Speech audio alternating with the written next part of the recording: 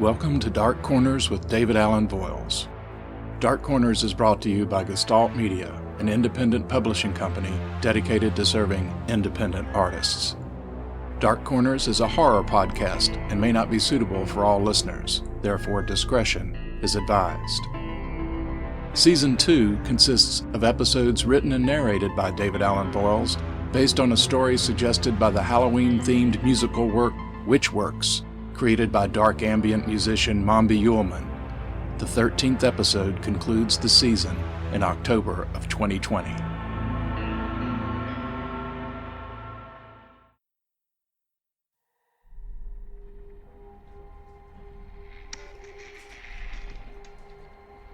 Chapter 5. Extracting the Razor Blades.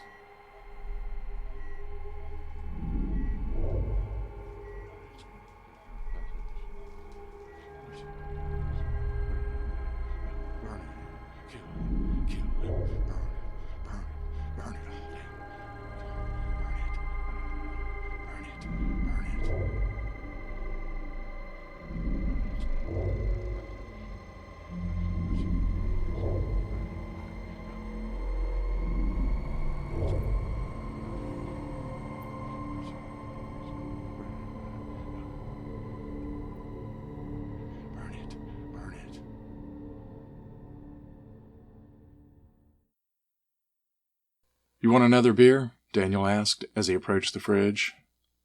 No, I'm good, thanks, Laura said. She smiled sadly as she watched Daniel open the bottle and return to his seat on the couch. So you're saying the sheriff... what's his name again? Laura asked. Kobritz, Daniel answered. Right, Kobritz. He says they know for sure the bones are human? Daniel nodded and took a sip of his beer. Yeah. Enough to account for at least 20 children. Laura grimaced. So far, he added. Daniel set his beer on the coffee table in front of him and stared at it. Did he say how old they were? Laura asked. Anywhere from 2 to 8 years old, Kobritz said. Well, actually, I didn't mean the ages of the children. I mean how long ago they died. If they were all killed recently, they couldn't all be from Maria Bay. The deaths of that many children from one small community would have been huge news, on a world scale even. Which would mean then that some psycho was bringing the bodies here from who knows where, Daniel said. No, from what I gathered, these bones have been there a while, at least most of them. They're still in the act of trying to match DNA from the fresher ones to the more recent deaths, but it seemed like, most likely, these children were all from here. Daniel shook his head, picked up his beer, and walked over to look out the open front door. Laura made a move to get up, but then hesitated. She sat in silence for a while, giving him some emotional as well as physical space. Are you all right? She asked finally. He stood looking out into the darkening front yard before answering. I'm not sure, he said, without turning around. He seemed on the verge of saying more, but then remained silent. Laura stared at his back for a moment and then stood and came over to stand beside him. She looked at him with concern and rubbed his shoulder. Would you like to sit out on the porch for a while? Daniel nodded and pushed the screen door open for her to exit first, and they seated themselves in the 2 rockers positioned so that they could look easily out over the entrance road and the cornfields. The blinking lights of the fireflies against the darkening backdrop of the road and fields created a tranquil scene perfect for an oil painting. Talk to me. I know this is unsettling. It would be for anyone.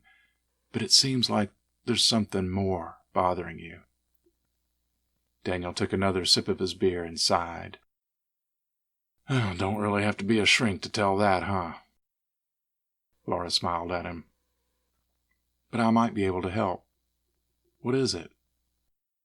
Daniel stared at the bottle he was holding and worked at the corner of the label with his thumbnail. I keep thinking about those damn apples. You hadn't found more of them, have you? Laura asked. No, thank God. But in spite of what we talked about, I'm not sure that it's necessarily the work of a stalker." Daniel looked at Laura and saw that she was alarmed. I don't think you did it," he added quickly. "I just keep coming back to the idea that—" He paused and took a drink. When he didn't volunteer more, Laura finished for him. "That maybe you did put those blades in yourself." He nodded. "That's what makes the most sense," he said, feeling a sense of relief that the wall that had been keeping those words inside him had crumbled. "There just isn't any reason for anyone to be doing this to me. And even though we've seen some pretty crazy things in the factory, I find it hard to believe some ghost is physically able to sneak around and put the apples out for us." He reached over and took her hand and squeezed it. "And I know it's not you." She squeezed back and smiled. "I feel like we've got something very special, very real here," he continued. "And that's why I hate to mention these thoughts. I'm afraid I'm going to spoil that. And yet, I'm terrified that there's something really wrong with me. I mean, if I'm setting these apples up subconsciously, well, that's just fucking sick." "Even if that's the case," Laura said, rubbing her thumb over his, "it's not necessarily as bad as you're thinking. Look, you've had a lot of emotional stress to deal with. Your father's death has brought back a lot of pain that you've carried around for a long time. It's really not a stretch to imagine that you could have internalized a lot of the feelings of inadequacy and guilt that your father saddled you with. In fact, it would be even more remarkable if you hadn't. But that's something that can be dealt with and treated." Daniel blew out a big breath and smiled. "Sure you're not thinking, 'Oh, hell, what have I gotten myself into?'" And Laura chuckled. "Well, yeah, I'm thinking that. I'm not going to lie. I mean, ghosts and black cats that have led us to piles of bones, for Christ's sake." She leaned in and kissed him. "But I'm not going anywhere." Daniel looked deeply into Laura's eyes. "So, can you help me?" he asked softly. "Yes, definitely. But ethically, it wouldn't be right for me to be your therapist, given our status. I can connect you with one of my colleagues, Don Franklin. He's great." Daniel tightened his lips and nodded. Sensing his disappointment, Laura added, "But there's something I can do now that might help if you're game." "What?" "Hypnosis." Daniel's eyes widened. "If you are indeed planting these booby traps for yourself, we might be able to find that out by digging down into your psyche a bit." "You're not going to make me cluck like a chicken or walk into McDonald's naked, are you?" Laura laughed. "Of course not." She stroked his hair. "It's good to see you making jokes again." "Oh, I'm not kidding," Daniel said in mock seriousness. "I'm on shaky ground with my neighbors as it is." "You can trust me. In fact, that's why I'm suggesting I do this instead of leaving it to Don or another therapist. For hypnosis to work effectively, you need to have established a genuine sense of trust. It would take some time to develop that with someone else, and I feel like you need an answer sooner than that." "Definitely. When can we do this?" Laura shrugged. "As soon as you want. Tonight, if you're willing. Right now." Daniel studied her and then drained the remainder of his beer. "Let's do this." "Okay, then. I suggest that if you need a bathroom break, you do that now, and then we can get started." "Oh, hell, how long is this going to take?" "Oh, not that long. 45 minutes to an hour, maybe. Maybe longer, depending on how long it takes to get you relaxed and into a receptive trance state." "A trance state?" "Oh, that just means a state where you're really relaxed and engaged, able to shut out all the extraneous stuff. Like when you get into a really good book and you're not even aware how much time has passed. or when you've been thinking about something while driving and then you realize you can't remember making the turns to get you where you are. She smiled. It's not like the movies. No swinging pendulums or look into my eyes bullshit. She stood and said, "Let's both take a break, and then I'll go over what to expect and how we're going to go about this." 10 minutes later, Daniel was stretched out on his couch with his head propped on a pillow on one arm of the couch. Laura sat in an easy chair near his head. "Well, if this isn't the classic psychiatric picture, I don't know what is," Daniel said. "The main idea is for you to be as relaxed as possible," Laura said. "I want you to understand exactly what I'm doing and to know that I'm not springing any surprises on you. Right now, I'm going to tell you exactly what I'm going to do. I can't make you do anything or say anything you don't want to. You'll be more receptive to suggestions if we're successful, but that doesn't mean you've lost control." "Okay, cool," Daniel said. "First of all, I'll be getting you into a calm, hypnoidal state by getting you to relax as you count backwards from 10 to 1. I'll use some imagery to help you do that, and then I'll be guiding you into deeper states and checking to see if you're indeed receptive to suggestions. Nothing heavy, just some physical things like lifting up one hand or answering a question. I'll help you recall some things from your past, and you might be surprised by the vivid memories you experience. But I'll be guiding you throughout, calming you if necessary if I can sense you getting uncomfortable or agitated. The goal will be to walk you back in time so that we can see if you remember placing the apples by your nightstand or planting them in the picnic basket. What if I can't remember doing that? Well, then we're no worse off than we are now. And likely better, because regardless, I can help you with some suggestions that can calm you when you get anxious and lessen the chances of you doing potentially self-destructive things in the future. Sound good? Great, Doc. Let's go. Okay. Well, first, I want you to close your eyes and to picture yourself alone at a beautiful lagoon with clear blue water, a beach with white sand, and a gentle, warm breeze. Nod if you've got this image in your mind. Daniel nodded, and Laura continued. Okay, I'm going to count backwards from 10 to 0, and with each number, I want you to imagine walking into the water.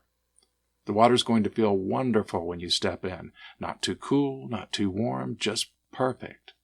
The deeper you go, the more wonderful it feels. It will actually feel like it's comforting anything that hurts, relaxing everything that's tense, healing anything that's sick.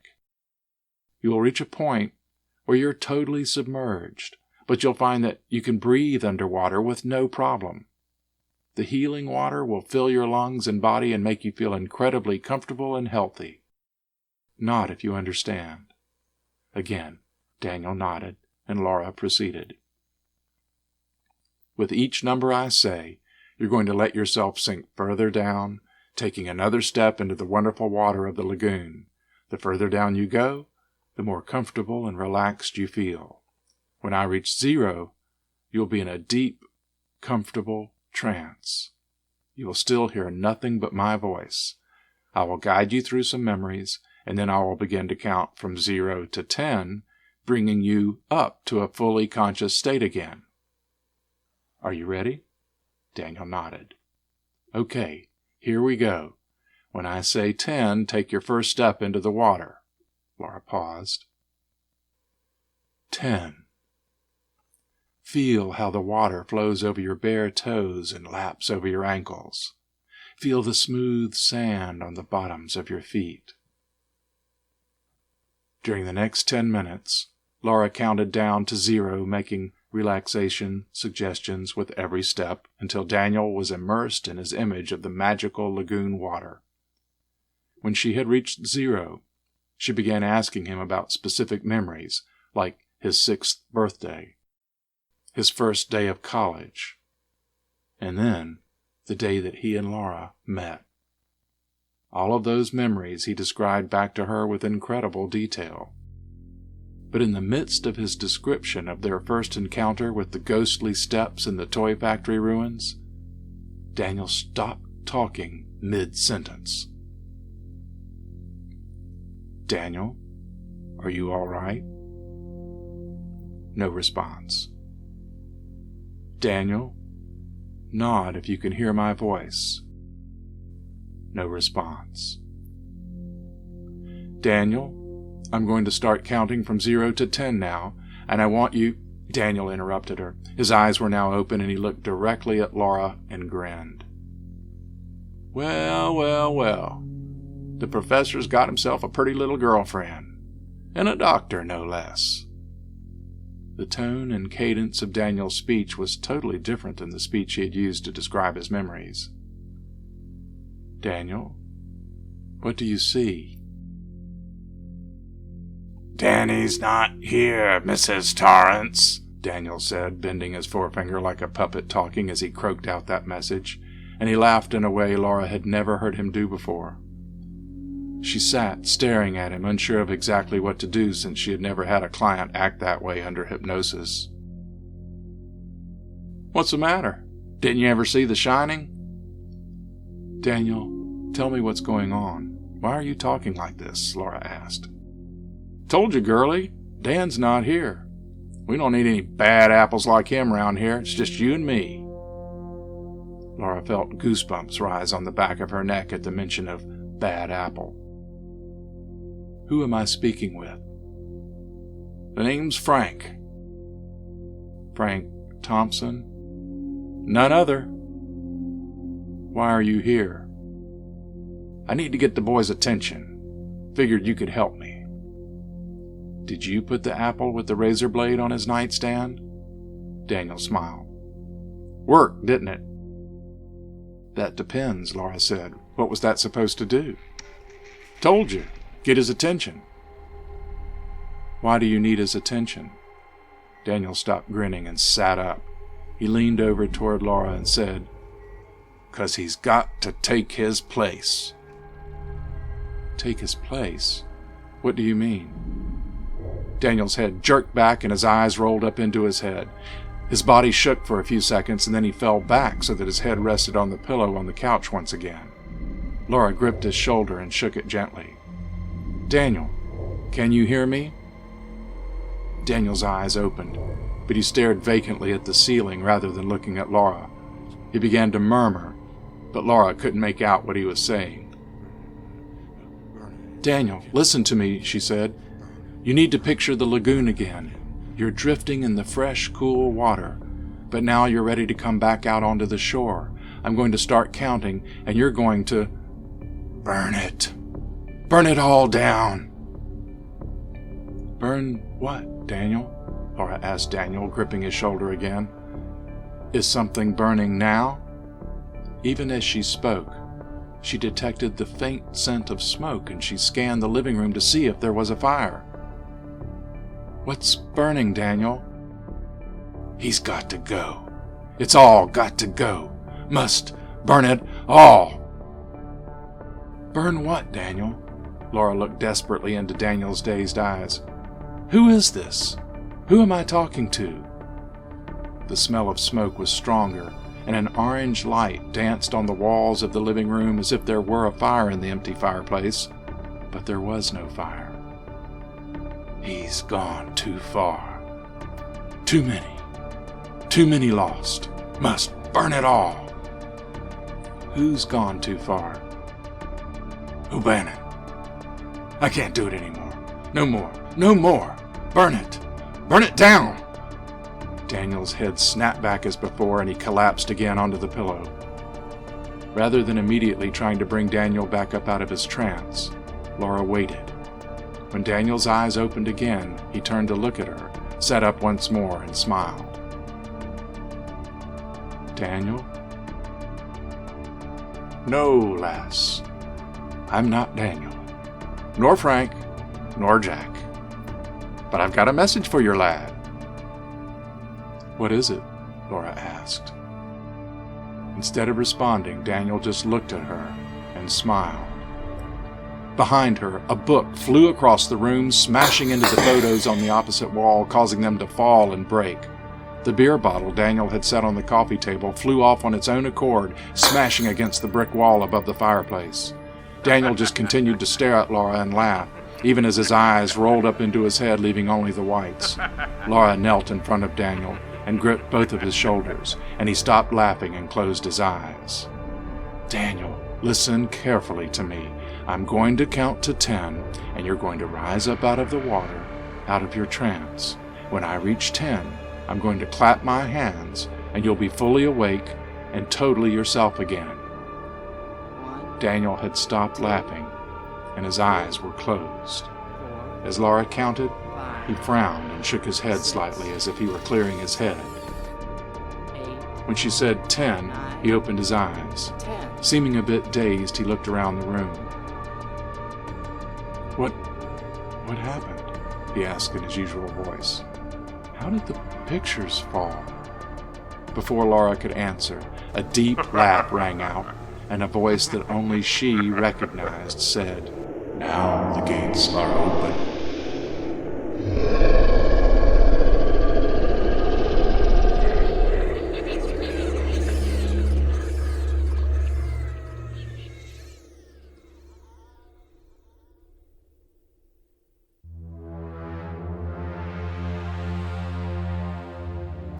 That concludes this episode of Dark Corners with David Allen Voyles.